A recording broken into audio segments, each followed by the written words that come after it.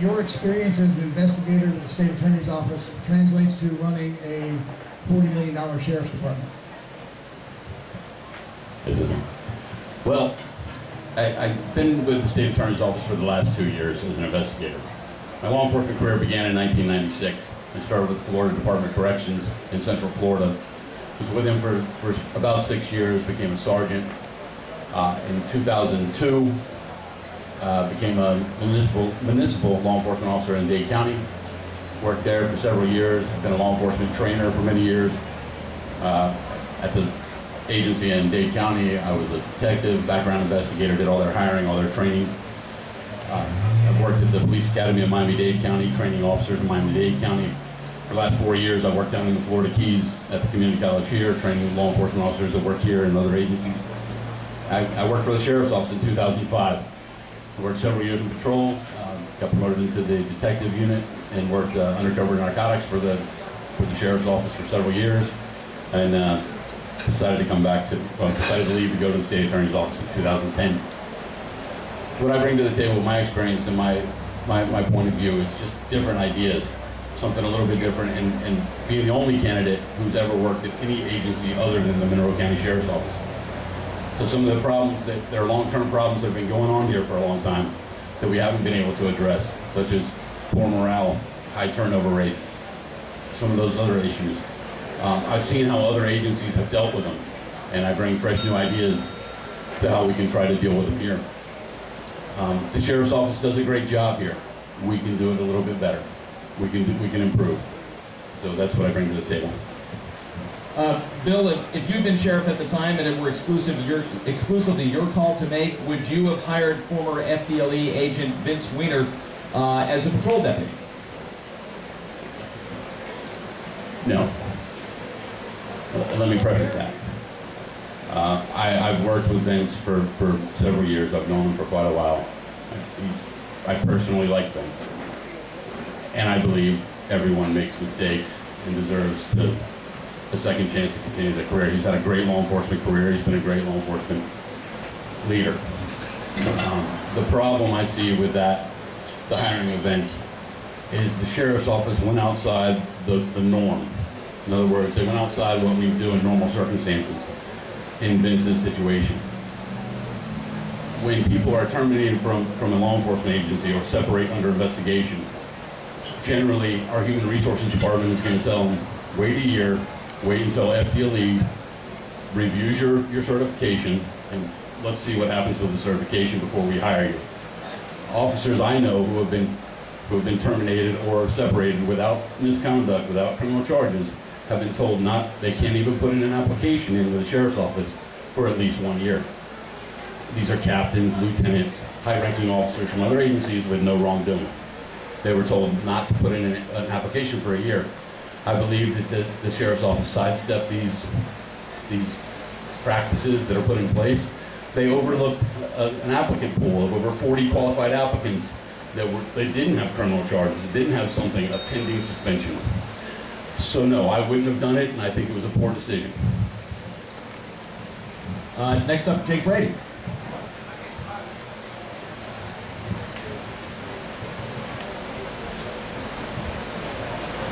Jake, following the unfortunate death of Deputy Melissa Powers, if you were sheriff, would you have implemented new pursuit rules that require deputies to obtain permission from a supervisor before engaging in an automobile chase?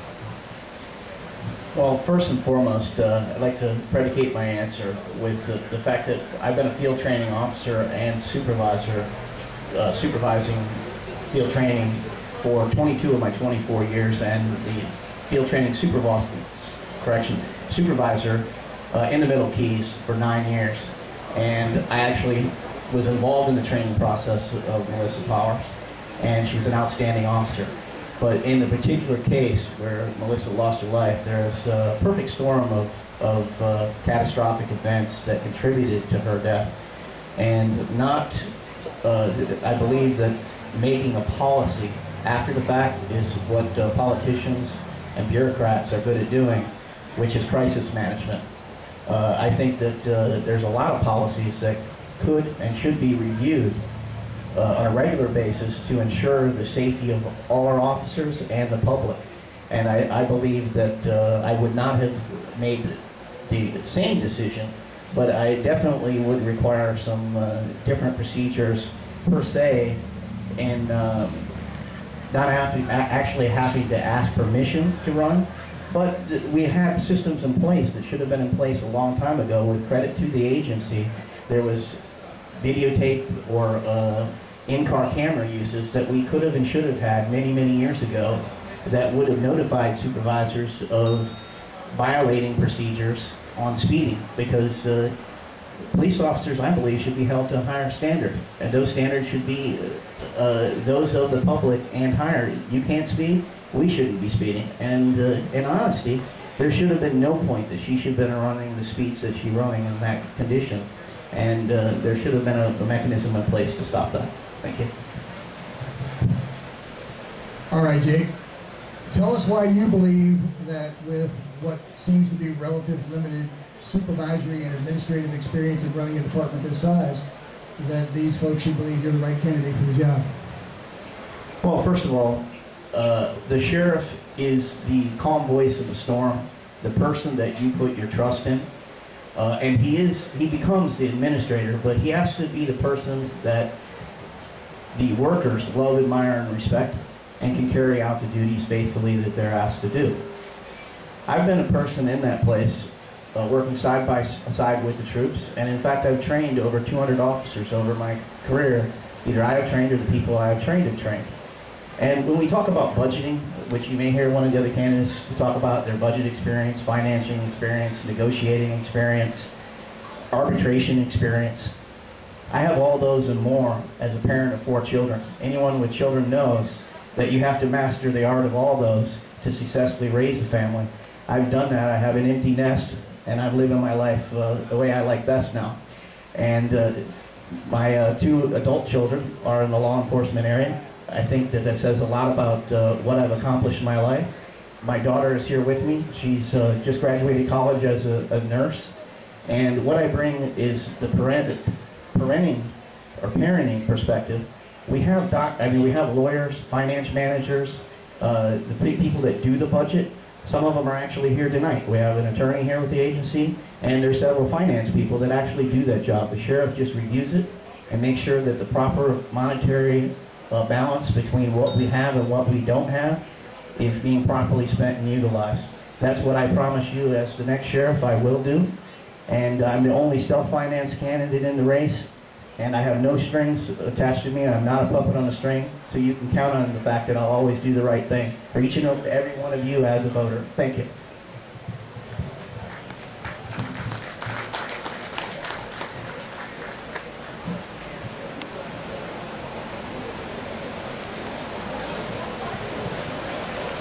Tom Pita.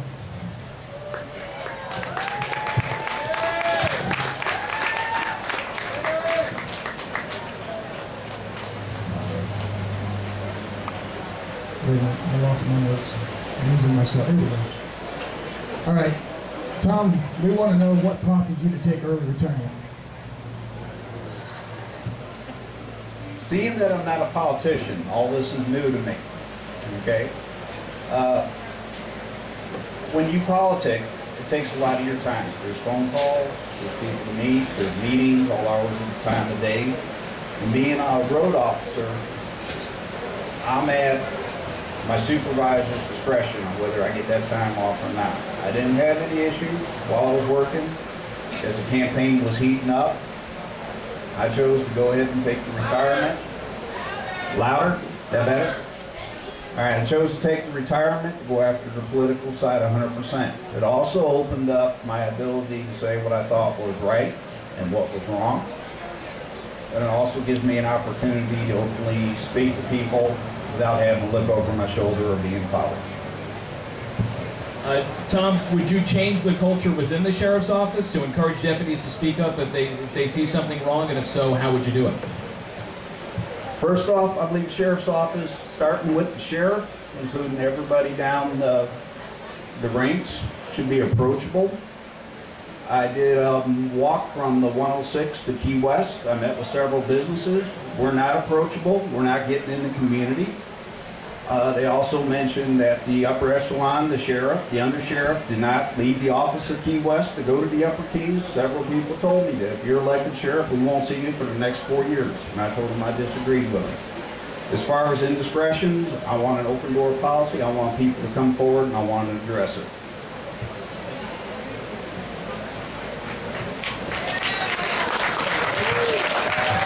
Next up, Matt Coble.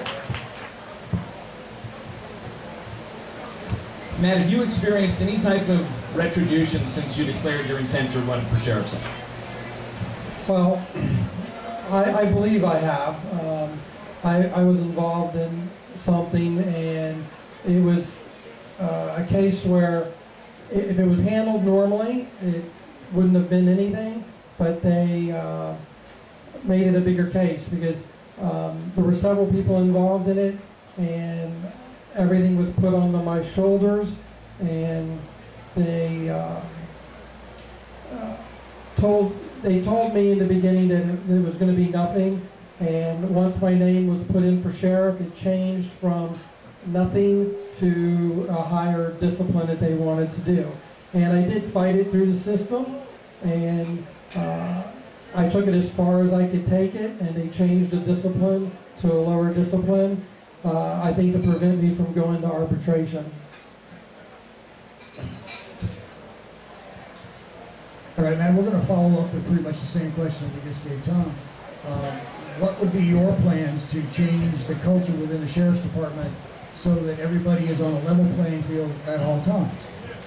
I would have an open door policy, which we supposedly have now, but any investigation on any officer, as the sheriff, I'd want to be involved in it from the very beginning to make sure that no one's being mistreated, that they're not being unfairly accused of anything, and to make sure they're being treated right. Because I've seen many cases where there are supervisors that have problems with certain officers, they don't get along, and they will go after those officers, and in some cases make things up, and the officer has nowhere he can go for protection. I want to make sure that my door is open, because I will be fair and honest with everybody. If they have a problem, I want them to come to me, and I will make sure that they are treated fairly and that nothing will happen to them. Because the system that we have now is not that way, and it needs to change. And that's one reason there's a large percent of the officers I work with that have applications in other agencies. And the only reason that they haven't left yet is because of the economy, and very few agencies are hiring. But if they start hiring, we're going to lose a lot of officers. And one of the main reasons is the way the officers are treated and how discipline is dealt out. Because it is not dealt out in a fair way. And as I said, there are certain supervisors that go after other officers, and I want to prevent that. I want the work environment to be a safe environment for everyone, and when they come to work, they don't have to be looking over their shoulder for things. We had an officer that was written up for only having less than 10 business cards in his pocket. We had an officer written up for only having 1 pen in his pocket. I think that's really ridiculous, and I wouldn't allow it if I was the sheriff.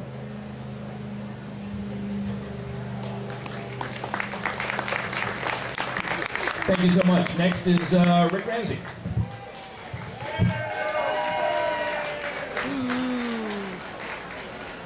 Rick, we asked you this at the time when Sheriff Perrion moved to hire former FDLE agent Vince Weiner on as a patrol deputy. At the time, you said you supported the sheriff's decision. If it were your decision to make exclusively, all things being exactly the same, and you were sheriff, would you have hired Mr. Weiner on as a patrol deputy? Okay, I never said I supported his decision, but what I did say was he made the decision he thought was correct. But what I said was the sheriff had a one-on meeting with Mr. Weiner. I was not part of that meeting. I do not know what that conversation consisted of. I do not know what mitigating facts, information, evidence derived out of that. After that, the sheriff had called me and told me his intention to hire Mr. Weiner. Not having all the facts, not being part of that conversation, hearing what he had to say, any mitigating facts, the only thing I knew was what was in the paper. It's hard for me to make a decision with all the facts. But the decision was made by the sheriff, and that was my response. in the paper was just that decision was made by the sheriff that he thought was appropriate at the time.